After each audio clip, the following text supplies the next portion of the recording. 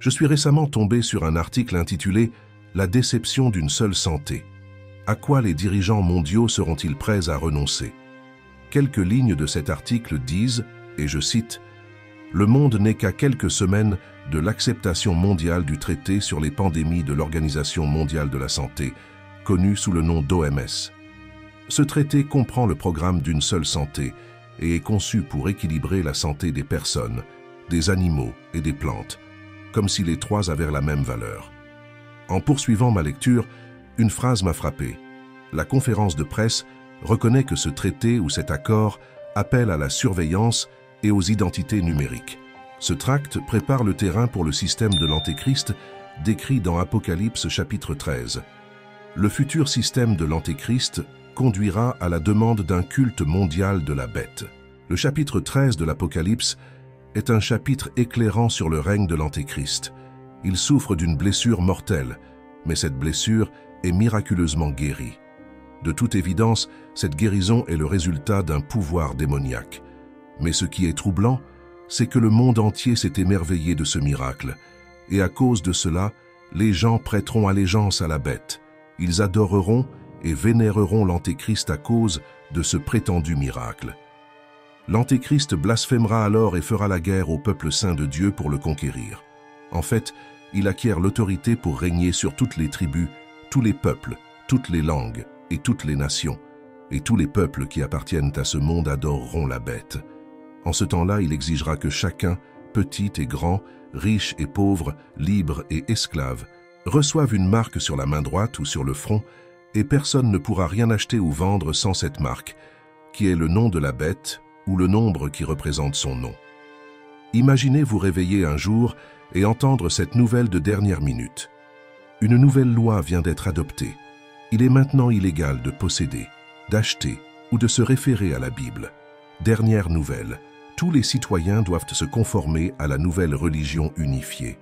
Le christianisme est maintenant interdit, et c'est une offense pour tout groupe de s'unir dans le but de discuter, de prier ou d'adorer Jésus-Christ.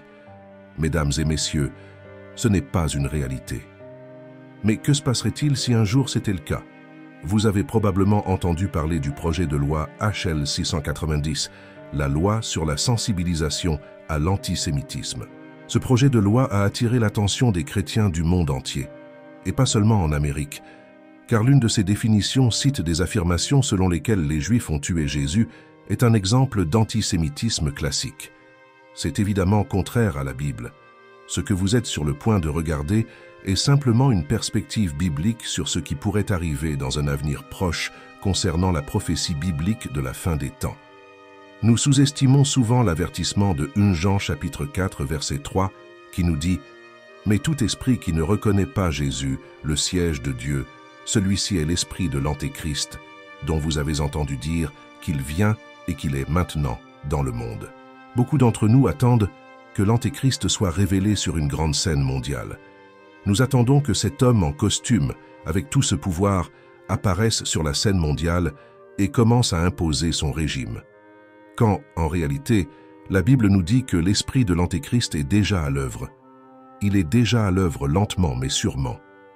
Avant que nous n'atteignions un stade où les chrétiens ne sont plus autorisés à pratiquer librement leur culte, où la Bible est retirée des étagères, où la liberté de religion est éteinte et où la persécution des chrétiens est normalisée, l'esprit de l'Antéchrist sera dans les coulisses, trompant les masses, incitant les gens à se tourner vers des doctrines de démons.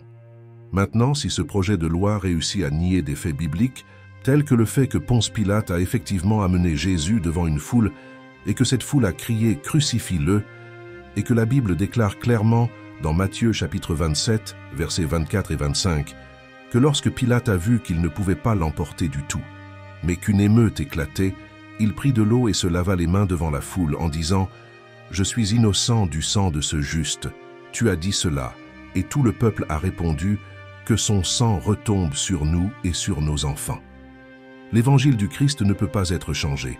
Permettez-moi de commencer par attirer votre attention sur une citation intéressante. Le Kansas City Star a rapporté ce qui suit. Le sénateur Roger Marshall a affirmé jeudi qu'un effort du Congrès pour combattre l'antisémitisme viole les Écritures chrétiennes. Les chefs religieux à la maison sont très préoccupés par certains termes de ce projet de loi qui s'opposent à ce que dit l'Écriture. Marshall a déclaré « Évidemment, en tant que chrétien né de nouveau, je crois que la Sainte Bible est la parole de Dieu. Je ne pense pas que nous devrions changer le mot. Je suppose donc que la Chambre des représentants a négligé quelque chose. » Fin de citation. Avant d'aller plus loin, gardez à l'esprit ce verset.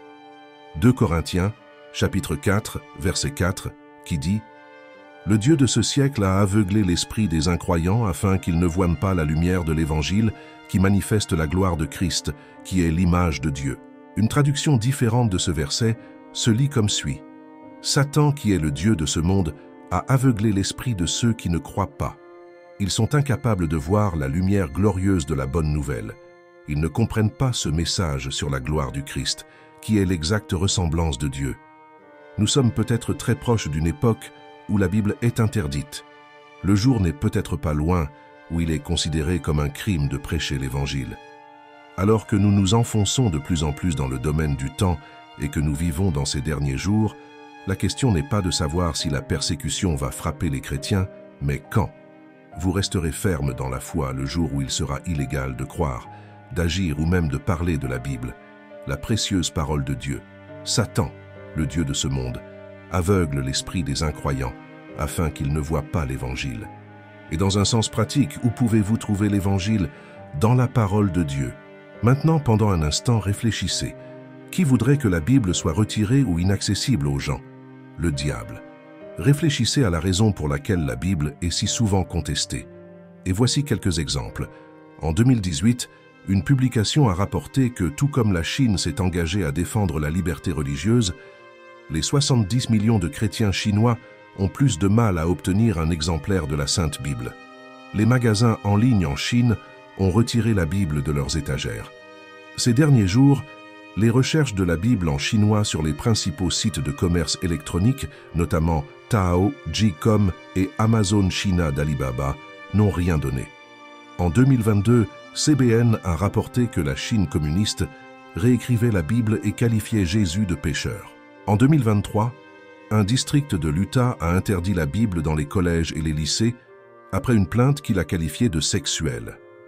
En 2023, il a été rapporté que la Freedom of Religion Foundation, une organisation nationale à but non lucratif comptant 40 000 membres, a envoyé une lettre au district scolaire unifié de Chino Valley demandant que la Bible soit retirée des bibliothèques scolaires en raison de plus de 100 références sexuellement explicites qui pourraient être considérées comme obscènes ou offensantes.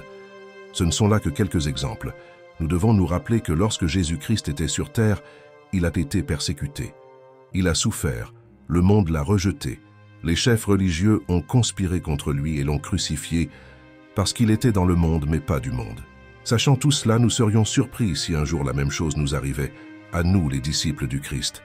Jésus lui-même nous a avertis en disant « Alors ils vous livreront pour être persécutés et mis à mort, et vous serez haïs de toutes les nations à cause de moi. » Beaucoup s'inquiètent du fait que les événements mondiaux semblent préparer le terrain pour une attaque sans précédent contre la nation d'Israël, l'attaque prophétisée par le prophète Ézéchiel il y a environ 2600 ans. Cependant, aujourd'hui, je veux explorer un psaume qui semble nous parler prophétiquement. Et ce psaume est le psaume 83. Beaucoup de gens se demandent ce que ce psaume révèle sur l'événement prophétique de la fin des temps à venir. Nous voyons le psaume 83 commencer à se produire. Ce psaume est-il lié à ce qui s'est passé ou se passe en Israël? Voici les 4 premiers versets. « Ô Dieu, ne te tais pas, ne sois pas muet, et ne reste pas tranquille, ô Dieu. Car voici, tes ennemis se révoltent, et ceux qui te haïssent t'ont relevé la tête. Ils ont fait un complot rusé contre votre peuple, et ils conspirent contre vos protégés. Ils disent, venez et déracinons-les, afin qu'ils ne soient plus une nation, et qu'on ne se souvienne plus du nom d'Israël. » Ce psaume fait référence aux ennemis de Dieu. Maintenant, qui peut être considéré comme un ennemi de Dieu? Pour répondre à cette question, vous devez comprendre le psaume 135, verset 4, qui nous dit pourquoi le Seigneur a choisi Jacob et Israël pour son trésor particulier. Israël est le trésor choisi par Dieu selon la Bible, le trésor que Dieu a appelé à l'existence pour ses desseins. Le psaume 83, versets 5 à 8 dit « Car ils se consultèrent d'un commun accord. Ils ont rassemblé contre vous les tentes d'Édom et des Ismaélites, de Moab et des Agaréens, de Jébal et d'Ammon, et d'Amalek, et des Philistins, avec les habitants de Tyr. L'Assyrie se lia aussi avec eux. Ils étaient le bras fort des fils de Lot. » Et puis, si nous sautons au verset 13, la Bible dit « Mon Dieu, fais-les comme une roue, comme de la paille devant le vent, comme le feu qui brûle les bois, et comme la flamme qui brûle les marais. Ainsi poursuivez-les avec votre tempête, et hantez-les avec votre tourbillon. Remplis leur visage de honte, afin qu'ils cherchent ton nom, ô Seigneur. Soyez perpétuellement confus et étonnés. Ayez honte et périssez, afin qu'ils sachent que vous, à qui seul appartient le nom du Seigneur, vous êtes le Très-Haut sur toute la terre. » Il y a des paroles fortes dans ce psaume. « Mon Dieu, fais-les comme une roue, comme de la paille devant le vent. Comme le feu qui brûle les bois, et comme la flamme qui brûle les marais, ainsi poursuivez-les avec votre tempête, et hantez-les avec votre tourbillon. Remplissez-leur le visage de honte. » Bien qu'il n'y ait pas d'accord universel sur cette question, la plupart croient que la guerre du psaume 83 et la guerre de Gog et Magog auront lieu peu de temps avant ou peu après l'enlèvement. Certains érudits pensent que les prophéties de guerre du psaume 83 se sont déjà accomplies, mais la plupart pensent que le conflit se déroulera dans un avenir proche. En regardant les événements actuels, certains érudits croient fermement que la guerre du psaume 83 est plus proche que nous ne le pensons. Maintenant, certains peuvent poser des questions sur Armageddon. Eh bien, pratiquement tous les érudits de la Bible croient que la bataille d'Armageddon aura lieu après l'enlèvement et à la fin de la période de tribulation de 7 ans. La nation d'Israël a été attaquée à plusieurs reprises depuis sa renaissance en tant que nation en 1948. La plupart des prophéties bibliques sur Israël ont été écrites alors qu'Israël n'était pas une nation souveraine et indépendante pendant plus de 2000 ans. Tous les Hébreux connaissaient Ézéchiel chapitre 37 et la prophétie du prophète sur la résurrection miraculeuse des os desséchés. Ils savaient que ces os desséchés représentaient la nation d'Israël. Pour un instant, jetons un coup d'œil à la prophétie des os desséchés dans Ézéchiel chapitre 37. Ézéchiel nous dit que le Seigneur l'a pris et qu'il a été conduit par l'Esprit du Seigneur dans une vallée pleine d'os. Il me conduisit parmi les os qui couvraient le fond de la vallée. Ils étaient éparpillés partout, complètement secs. Puis il m'a demandé, « Fils de l'homme, ces eaux peuvent-ils revenir à la vie ?» Ô Seigneur souverain, je répondis, « Toi seul connais la réponse. » Puis il me dit, « Prophétise à ces os desséchés et dis-leur, « Os desséchés, écoutez la parole du Seigneur. Ainsi parle le souverain Seigneur. Voici, je soufflerai en vous et je vous ferai revivre. Je vais te mettre de la chair et des muscles et te couvrir de peau. Je vais vous insuffler et vous reviendrez à la vie. Alors vous saurez que je suis le Seigneur. » J'ai donc prononcé ce message exactement comme il me l'a dit. Tout à coup, comme je parlais, il y eut un bruit de cliquetis dans toute la vallée. Les os de chaque corps se sont assemblés et se sont assemblés comme des squelettes complets. Puis, alors que je regardais, des muscles et de la chair se sont formés sur les os. Ensuite, de la peau se forma pour couvrir leur corps, mais il n'y avait toujours pas de souffle en eux. Puis il me dit, « Prophétise au vent, fils de l'homme. Prophétise et dis, ainsi parle le souverain Seigneur. Viens, souffle des 4 vents, souffle dans ces cadavres afin qu'ils revivent. » Puis j'ai prononcé le message comme il me l'avait ordonné, et le souffle est entré dans leur corps. Ils revinrent tous à la vie et se levèrent, une grande armée. Puis il me dit, « Fils de l'homme, ces os représentent le peuple d'Israël. Ils disent, « Nous sommes devenus des os secs, tout espoir a disparu, notre nation est finie. » Prophétisez-leur donc et dites, « Voici ce que dit le souverain Seigneur. Ô mon peuple, j'ouvrirai vos tombeaux d'exil et je vous ressusciterai. Puis je les ramènerai au pays d'Israël. Quand cela arrivera, ô mon peuple, vous saurez que je suis le Seigneur. Je mettrai mon esprit en toi, et tu revivras, et tu retourneras sur ta propre terre. Alors, vous saurez que moi, le Seigneur, j'ai parlé et fait ce que j'ai dit. Oui, le Seigneur a parlé, et à la surprise de beaucoup et à la plus grande irritation. Le 8 mai, les États-Unis et la Grande-Bretagne ont dirigé les Nations Unies pour restaurer la nation d'Israël. Les os séchés ont pris vie en 1948. C'est la restauration d'Israël qui sert de pierre angulaire à l'accomplissement des prophéties bibliques dans les derniers jours. Beaucoup croient qu'une horloge prophétique a commencé à tourner lorsque les os desséchés d'Ézéchiel ont pris vie et qu'Israël a été restauré en tant que nation. Le temps vient où le reste des prophéties d'Ézéchiel sur les derniers jours s'accomplira. Notamment, la prophétie biblique indique clairement que malgré la très petite population et l'empreinte minuscule d'Israël, la nation serait une coupe de tremblement et une cible pour les hostilités dans les derniers jours. Ensuite, dans la chronologie prophétique, nous sommes dans Ézéchiel chapitre 37, attendant les événements prophétiques décrits dans Ézéchiel chapitre 38 et 39. Beaucoup pensent que ces événements sont sur le point de se dérouler. Permettez-moi de partager brièvement ce que les chapitres 38 et 39 d'Ézéchiel disent qu'il se passera. Tout d'abord, je vais partager un résumé, puis revenir et fournir plus de détails. Ézéchiel, chapitres 38 et 39, décrit comment Israël sera attaqué par une large et écrasante coalition de forces hostiles. Ces forces sont dirigées par le nom symbolique biblique Gog, également appelé le prince de Roch, Mesque et Tubal. Cette coalition déteste Israël et attaque avec des ressources militaires écrasantes, avançant sur Israël depuis l'extrême nord. Les forces ennemies attaqueront impitoyablement dans le double but de piller et d'anéantir le peuple d'Israël.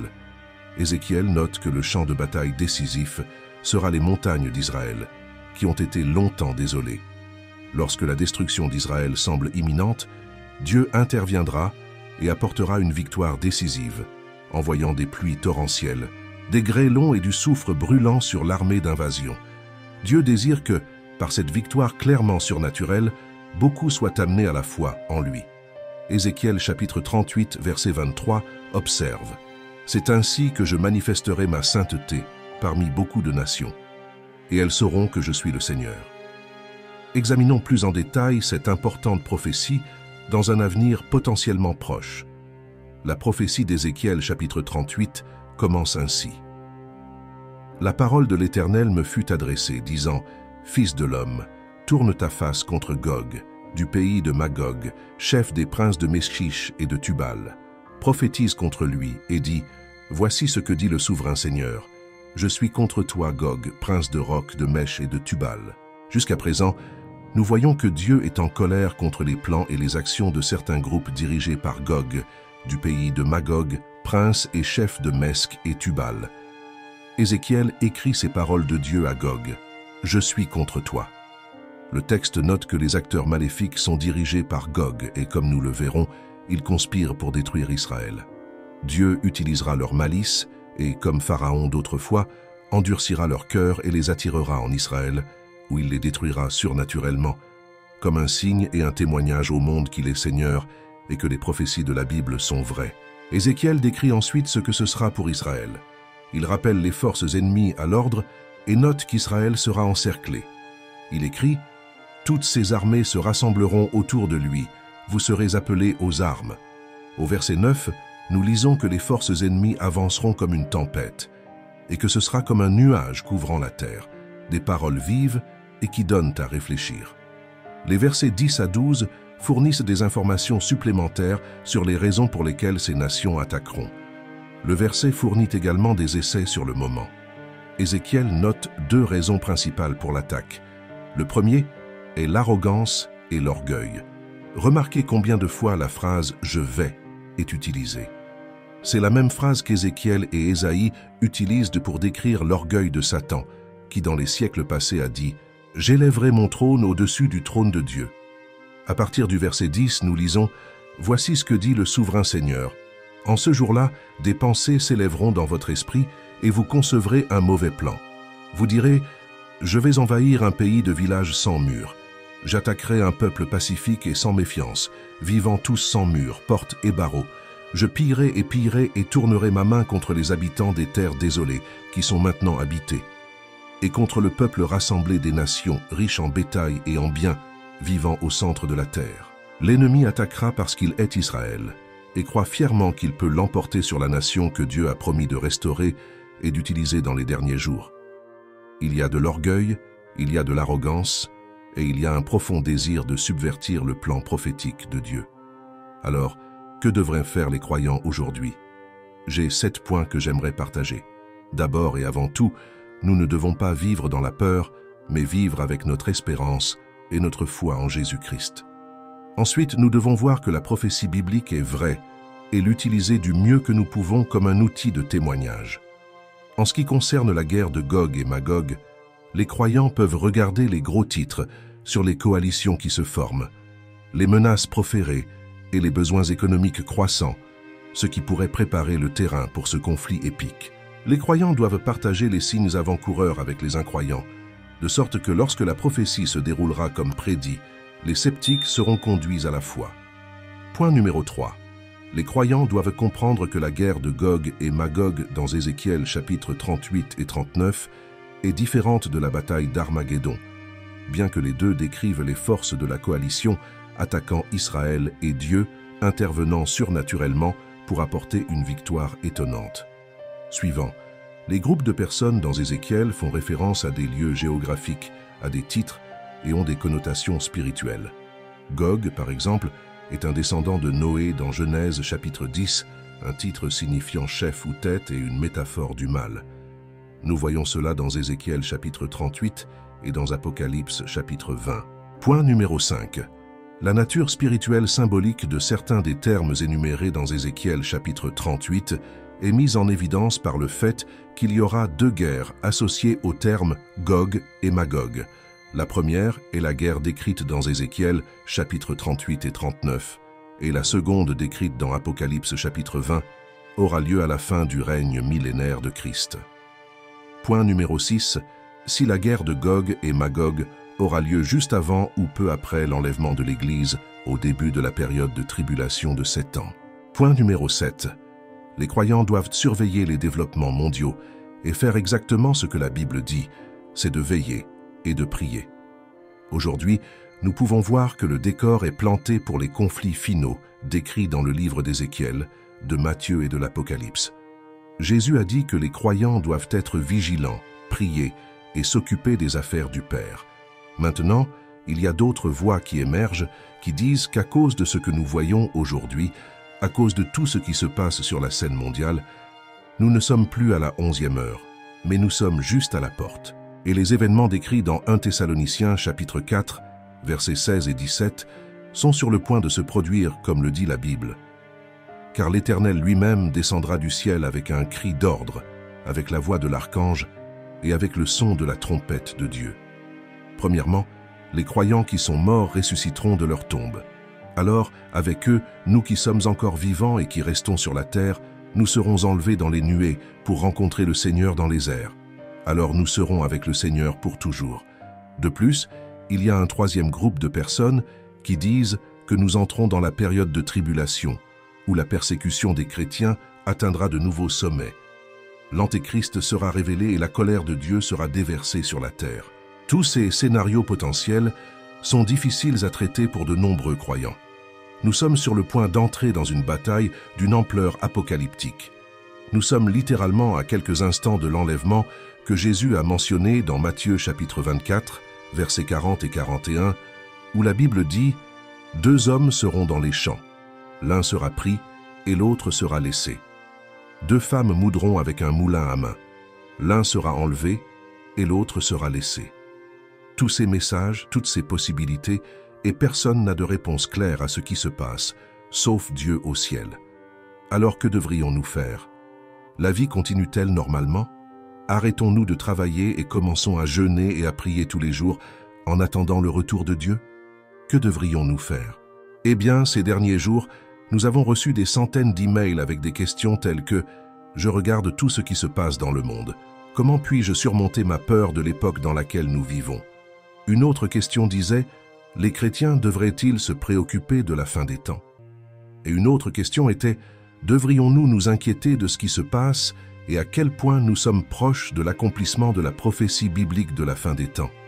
Ce ne sont là que quelques-unes des questions que nous recevons, mais j'imagine qu'il y a beaucoup de chrétiens dans le monde qui sont inquiets, agités, anxieux ou même tendus par le présent avant qu'il ne commence. Je veux vous ramener dans le temps jusqu'à l'époque où Jésus-Christ était sur terre et qu'un jour il était assis sur le mont des Oliviers, et que ses 12 disciples sont venus le voir en privé avec une question qui les dérangeait. Ils demandèrent « Dis-nous, quand ces choses arriveront-elles, et quel sera le signe de ta venue et de la fin des temps ?» Et dans Matthieu chapitre 24, versets 4 à 8, Jésus a répondu à ses disciples avec des paroles qui nous aideront tous aujourd'hui. Il a dit « Prenez garde que personne ne vous trompe, car beaucoup viendront en mon nom, en disant « Je suis le Christ », et ils séduiront beaucoup de gens. Vous entendrez parler de guerres et de rumeurs de guerre, mais n'ayez pas peur. Ces choses doivent arriver. Mais ce ne sera pas encore la fin. Une nation s'élèvera contre une nation, et un royaume contre un royaume. Il y aura des famines et des tremblements de terre dans divers endroits. Toutes ces choses sont le début des douleurs de l'accouchement. Regardez bien, le premier signe que Jésus a mis en évidence dans les versets 4 et 5 était « Méfiez-vous de la tromperie. Il y aura beaucoup de menteurs, beaucoup d'escrocs. Beaucoup seront des loups déguisés en moutons. » Dans le deuxième signe de sa venue, Jésus a dit « Vous entendrez parler de guerre et de bruit de guerre. » Et n'est-ce pas là où nous en sommes aujourd'hui? Mais dès qu'il a parlé des conflits que vous allez entendre, il a dit « N'ayez pas peur. » Avant d'arriver au troisième signe de sa venue, Jésus a déjà dit à ses disciples « Ne vous inquiétez pas. Ne vous inquiétez pas lorsque vous entendez parler de conflits dans le monde. » Maintenant, prenez un moment et réfléchissez. Cela ne s'applique-t-il pas à vous? Vous voyez, à notre époque, il y a beaucoup de clarté quand vous regardez les prophéties bibliques et les événements actuels. Car nous vivons certainement dans les derniers jours. Il est évident qu'il y a des troubles et des différends généralisés entre les nations. Il suffit de regarder les événements actuels pour voir qu'il y a une escalade du nombre de conflits et de guerres, et même des rumeurs de guerre dans le monde, mais avec des discussions sur la guerre partout dans les médias, avec des images visuelles troublantes circulant en ligne, avec des commentateurs politiques parlant de la menace d'une éventuelle guerre mondiale. Que devons-nous penser de tout cela en tant que chrétiens? Comment sommes-nous censés vivre avec la paix dans nos cœurs alors qu'il y a toute cette agitation dans le monde? Eh bien, laissez-moi vous donner cet exemple. Le feu est un élément naturel utile. Le feu est nécessaire pour chauffer une pièce ou une maison. Le feu peut raffiner et purifier des choses comme le métal et l'or. Mais le feu peut également être destructeur. Le feu peut être dévastateur. Le même feu qui peut chauffer une maison est le même feu qui peut détruire une maison. Le même feu qui peut raffiner l'or est le même feu qui peut constituer une menace pour la vie. Ce que je veux dire, c'est qu'avec le chaos qui nous entoure, il y a de la peur tout autour de nous. Il y a de l'incertitude là-bas. Mais le chaos dans le monde devrait vous amener à rechercher la paix en Jésus-Christ au lieu de vous inquiéter de la destruction qui se produit dans le monde. Concentrez-vous sur la parole de Dieu et les promesses de Dieu. Vivons-nous dans les derniers jours? Oui, il y a un sentiment croissant d'instabilité entre les nations. Oui, nous voyons des famines, des pestes et des tremblements de terre dans divers endroits, comme mentionné dans Matthieu chapitre 24, verset 7. Oui, nous le sommes. Mais devrions-nous nous inquiéter? Non, et voici pourquoi. Premièrement, à cause de la parole de Dieu. Deuxièmement, à cause de l'histoire de Dieu. Troisièmement, en raison du don précieux du Saint-Esprit en ces temps incertains, vous ne devriez pas vous inquiéter, car la parole de Dieu nous a déjà annoncé l'avenir. Nous savons ce qui s'en vient. Nous savons comment tout cela se termine. Nous n'avons pas besoin de nous inquiéter, car la parole de Dieu nous dit dans Luc chapitre 21, verset 28, « Quand les choses commenceront à arriver, levez-vous et relevez la tête, car votre rédemption est proche. » Nous n'avons pas besoin de nous inquiéter, car Matthieu chapitre 6, versets 25 et 26 dit « C'est pourquoi je vous dis, ne vous inquiétez pas de votre vie, de ce que vous allez manger ou boire, pas même avec leur corps, avec ce qu'ils vont porter. La vie n'est-elle pas plus que la nourriture et le corps plus que le vêtement? Regardez les oiseaux du ciel, ils ne sèment pas, ne moissonnent pas, ne stockent pas dans les granges, mais le Père céleste les nourrit. N'avez-vous pas beaucoup plus de valeur qu'eux? Et ce qui devrait vous donner la paix en tant qu'enfant de Dieu, c'est que le récit de Dieu est parfait. Il a toujours défendu ses enfants, il a toujours été fidèle, il a toujours sauvé ceux qui lui faisaient confiance. Dans le livre de la Genèse, alors que le monde entier était rempli de méchanceté et de méchanceté, Dieu a protégé Noé et sa famille. Il a protégé ceux qui lui avaient fait confiance lorsque Sodome et Gomorrhe ont été détruites. Dieu a protégé Lot et sa famille. il les a protégés. Dans l'Exode, lorsque l'ange de la mort a traversé le pays d'Égypte, Dieu a protégé tous ceux qui se sont confiés en lui et a mis du sang sur le dessus et les côtés du cadre de la porte. Et quand les 3 jeunes Hébreux ont été jetés dans une fournaise ardente, Dieu était là avec eux. Ce que je veux dire, c'est que le Dieu que nous servons, Jéhovah, a une longue histoire de maintien, de protection et de préservation. Nous n'avons donc rien à craindre. Et enfin, n'oubliez jamais le merveilleux Saint-Esprit. Le Saint-Esprit nous donne le pouvoir d'être audacieux face au chaos. Il nous donne le pouvoir d'être forts face aux problèmes. Maintenant, la Bible, dans Romains chapitre 8, verset 26, dit « De même, l'Esprit nous aide dans notre faiblesse. Nous ne savons pas ce que nous devons prier, mais l'Esprit lui-même intercède pour nous avec des gémissements qui ne peuvent être exprimés. » Ce verset reconnaît le rôle du Saint-Esprit en tant qu'aide spéciale, en particulier lorsque nous faisons face à des moments de faiblesse ou d'incertitude. Parfois, nous pouvons avoir du mal à articuler nos prières, ou même à discerner ce pourquoi nous devons prier. L'Esprit Saint vient à nos côtés dans ces moments, intercédant pour nous avec des gémissements profonds qui dépassent le langage humain. Cela provoque un tollé. Nous entrons dans une ère où la Bible est interdite. Ce sera peut-être bientôt un crime de prêcher l'Évangile. Nous approchons d'une époque où le christianisme est interdit et où l'on dit à tous les croyants qu'il est illégal de croire, d'agir ou même de parler de la Bible, la précieuse parole de Dieu. J'aimerais offrir une perspective biblique sur une question particulièrement urgente. Le Congrès de Zéa vient d'adopter le projet de loi HR 609. Le projet de loi a été présenté pour lutter contre l'antisémitisme aux États-Unis, mais il comprenait une clause qui rend désormais illégal de prétendre que les pharisiens ont tué Jésus, ce qui nierait évidemment la Bible. La représentante républicaine de Géorgie, Marge Taylor Greene, a déclaré qu'elle s'opposait au projet de loi parce qu'elle craignait qu'il ne soit utilisé pour persécuter les chrétiens qui prétendent que les Juifs ont tué Jésus, une croyance considérée par de nombreux Juifs comme un trope antisémite. L'antisémitisme est mal, a-t-elle écrit dans Die mercredi, ajoutant qu'elle ne voterait pas pour la loi parce qu'elle pourrait condamner les chrétiens d'antisémitisme pour avoir cru à l'Évangile qui dit que Jésus a été livré à Hérode pour être crucifié par les Juifs. Maintenant, il y a beaucoup de réactions négatives à l'égard de ce projet de loi. Il y a beaucoup de bruit. Dans un champ, vous trouverez une interprétation et dans un autre domaine, vous en trouverez une autre. Certains exagéreront, d'autres critiqueront et d'autres encore embrasseront. Il ne fait aucun doute qu'il y aura des divisions chaque fois que quelque chose comme cela sera proposé. Mais en tant que chrétiens, que devrions-nous penser? Eh bien, dans l'histoire de l'Église primitive, de l'Empire romain en particulier sous Néron, il y avait une acceptation dans la société de l'époque que les chrétiens soient persécutés et même martyrisés. Une époque comme celle-ci pourrait revenir. Nous devons nous rappeler que lorsque Jésus-Christ était sur terre, il a connu la persécution. Il a souffert. Le monde l'a rejeté. Les chefs religieux ont conspiré contre lui et l'ont crucifié parce qu'il était dans le monde, mais pas du monde. Sachant tout cela, devrions-nous nous étonner qu'un jour la même chose nous arrive, à nous les disciples du Christ? Ne vous y trompez pas, les prophéties bibliques nous disent qu'un temps de persécution arrive. Dans les derniers jours, Jésus lui-même nous a avertis en disant « Alors ils vous livreront pour être persécutés et mis à mort, et vous serez haïs de toutes les nations à cause de moi. » Ce message n'est donc pas destiné à vous alarmer, c'est également un passage remarquable de l'Écriture, et c'est un passage qui est souvent négligé. En tant que chrétiens, on ne nous a pas promis une vie exempte de difficultés.